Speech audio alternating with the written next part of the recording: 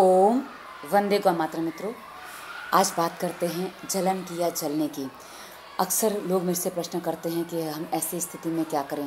कुछ लोग कहते हैं मेरे पड़ोसी मुझसे जलते हैं, कुछ कहते हैं मेरी रिश्तेदार मुझसे जलते हैं, मेरी देवरानी जेठानी जलती है, कुछ लोग कहते हैं कलीग मुझसे जलते हैं। मुझे समझ में नहीं आता मुझे क्या करना चाहिए, क्योंकि जब वो लोग मुझे परेशान करते हैं जलन के मारे, उनको ऐसा लगता है कि मैं आगे निकल जाऊँगा या निकल जाऊँगी, तो मुझे परेशान करने में लग जाते हैं। तो मुझे क्या करना चाहिए मुझे समझ में नहीं आता है। मित्रों, ऐसा कई बार लोग करते हैं।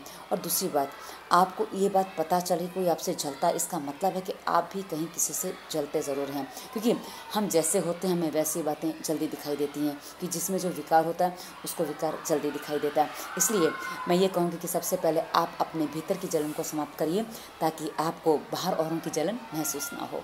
तो सबसे पहले अपने आप को सही करिए। और हाँ, इस जलन के परिणाम क्या होते हैं आपको मैं उस पर एक छोटी सी कहानी याद आती है, उसको सुनाऊंगी, और आप कहानी सुनेंगे तो आपको बहुत सी बातें स्पष्ट हो जाएंगी।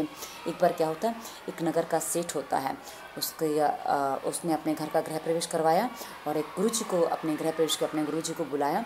गुरुजी जब ने गृह प्रवेश करवाया बड़ा खुश था, घर में रहने लग गया, पत्नी थी, बच्चे थे, और धीरे धीरे समय बीतता चला गया। 20 साल बीत गए। 20 साल बीतने के बाद गुरुजी एक बार वहाँ से फिर गुजर रहे थे। उन्होंने सोचा चलो शिष्य से मिला जाए, तो शिष्य से मिलने गए। जब शिष्य से मिलने गए तो देखा शिष्य तो मरणासन पे पड़ा हुआ है, अर्थात तो बिस्तर पे लेटा हुआ, बहुत बीमार है, उसको बहुत ना जाने क्या रोग घेर लिया कि उसको कुछ समझ में नहीं आ रहा है। डॉक्टर सब हार चुके हैं, उसका कोई इलाज ही नहीं कर पा रहा है।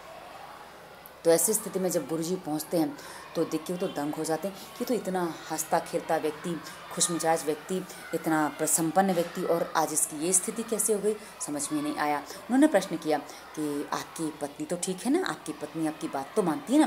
बोले हाँ साहब, हाँ महाराज, मेरी पत्नी गुरुजी मेरी अच्छी सब बात मानती है, मेरी पूरी ध्यान रखती है, मेरी पूरी सेवा करती है। तो बोले कि और आपके बेटे वो तो सही है ना? बोले हाँ, मेरे बेटों ने मेरा कारोबार बहुत अच्छे से संभाला हुआ है और वो सारा काम बहुत अच्छे से संभाला, मुझे तो कुछ देखने की ज़रूरत ही नहीं पड़ती है। तो बोले और आपकी बहुएं? बोले बहुएं भी बहुत अच्छे, नातों पोतों से घर भरा पड़ा है और कोई प्रकार की कोई तकलीफ नहीं है। तो बोले तुम ऐसी स्थिति में फिर क्यों हो, तुम्हें रोग कैसे हो गया? तो उसने बड़ी ही मायूसी से जो शब्द कहे वो इतने जलन से भरे हुए थे कि आपको मैं क्या बताऊं कि उसकी स्थिति क्या थी। उसने जो शब्द दिए आपको मैं सुनाती हूँ। स्वामी जी, पहले जब मैंने यहाँ घर लिया था मेरी अकेले की कोठी दिखती थी, बड़ी सी कोठी दिखती थी। अब आप देखो ना, बगल में कोठी बन गई है, वहाँ गुप्ता जी की कोठी है, वहाँ शर्मा जी की कोठी बन गई है। मेरा घर तो कहीं दब गया है, मेरा घर तो कहीं मालूम ही नहीं पड़ रहा कि मेरा घर है कहीं। पहले मेरी अकेले की कोठी दिखती थी। अर्थात ये क्या है मित्रों?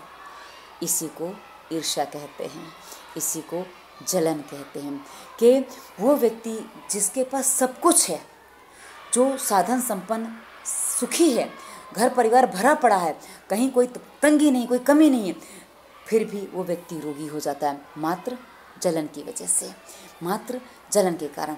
मित्रों, यदि इसकी जलन कहीं और दिशा में होती है, इसकी जलन ऐसी होती है कि जो औरों को मार्गदर्शन करती है, तो ये उसमें प्रसन्न हो जाता। कैसे मित्रों? हमारे यहाँ कहते हैं जलना तो है तो दो तरीके से आप जल सकते हैं। एक जलने का ये तरीका है जैसा हमने आपको बताया, और दूसरा जलने का वो तरीका है कि आप एक दीपक की तरह जलें और दूसरों को प्रकाश दें।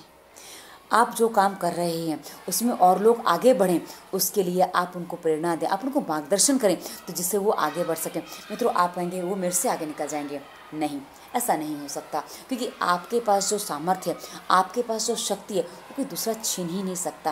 मित्रों, मैं अक्सर लोग मुझे कहते हैं कि आप सारी बातें इतना खुल के क्यों बताते हैं? मैं इसका एक ही कारण है कि खोल के बताना, इसका मतलब ये है कि मैं आपको वो जानकारी देना चाहती हूँ जो मुझे पता है, लेकिन मेरा सीखने का तरीका मैं आपको नहीं बता सकती, कि वो आप सीख भी नहीं सकते, कि वो मेरे पास है, वो मुझे ईश्वर ने दिया है और वो मेरे अपना है।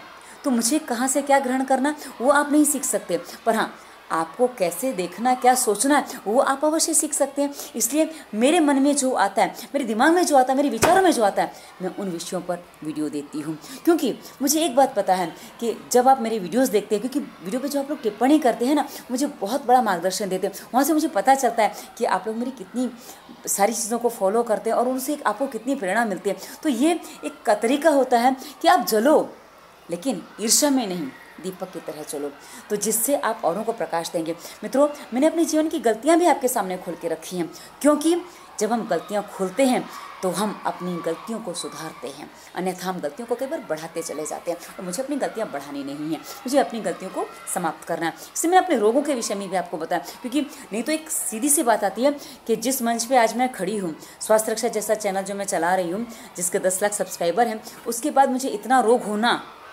एक सामान्य बात नहीं मानते लोग। पर हाँ, और कुछ लोग ये कहते हैं कि यदि आप अपने रोग के बारे में बताएंगे तो लोग आपसे जुड़े नहीं रहेंगे, जो लोग आपसे जुड़ना नहीं चाहेंगे, क्योंकि वो कहेंगे कि आप खुद इतने रोगी हैं तो आप दूसरों को कैसे निरोग बनाएंगे। मित्रों, इसलिए मैंने हर जगह बात ये कही है, हर जगह ये बात कही है कि मेरे अपने कर्म हैं, मेरे अपने कर्मों के परिणाम हैं। और यदि आप उससे सोचना चाहें, सीखना चाहें, तो ये आपके ऊपर निर्भर करता है कि आप उससे क्या सीखते हैं। आप मेरे वीडियो से ये भी सीख सकते हैं, जब खुद को ठीक नहीं कर सकते तो हमें क्या ठीक करेगी। और आप चाहें तो ये भी सीख सकते हैं कि भाई इतनी गलतियां इतना सब करने के बाद भी कुछ गलतियों के परिणाम इनके सामने हैं। मित्रों, बहुत बड़ा विषय नहीं है, आप इससे बाहर निकल सकते हैं और बहुत सरलता से निकल सकते हैं। कुछ नहीं करना है विशेष, बस अपनी सोच को थोड़ा सा दिशा देनी है। जब आप दिशा देंगे, अपने आप आपकी दशा बदलने लगेगी, आपकी जो स्थिति है वो बदलने लगेगी। कहते हैं ना, जैसी दृष्टि होती वैसी ही सृष्टि होती है। तो दृष्टि बदलेंगे तो सृष्टि बदलेगी। और आपके विचार क्या हैं हमारे इस विषय पे, आप वीडियो में बता सकते हैं, या इंस्टाग्राम फेसबुक लिंक हमने वीडियो डिस्क्रिप्शन में दे रखा है, आप वहाँ भी हमसे संपर्क कर सकते हैं। और स्वास्थ्य संबंधी कोई प्रश्न है तो डिस्क्रिप्शन में हमने हमारे अन्य चैनल स्वास्थ्य रक्षा का लिंक दिया है, उसके किसी भी वीडियो पर आप टिप्पणी करेंगे तो आपको उत्तर जल्दी मिल जाएगा, क्योंकि यहाँ कई बार हम उत्तर जल्दी नहीं दे पाते हैं। तो जैसा भी है आप हमें बता सकते हैं, और आप हमारा वीडियो सुनते हैं क्योंकि आप हम अपना कीमती समय हमें देते हैं, उसके लिए आपको बहुत बहुत धन्यवाद। वंदे मातरम।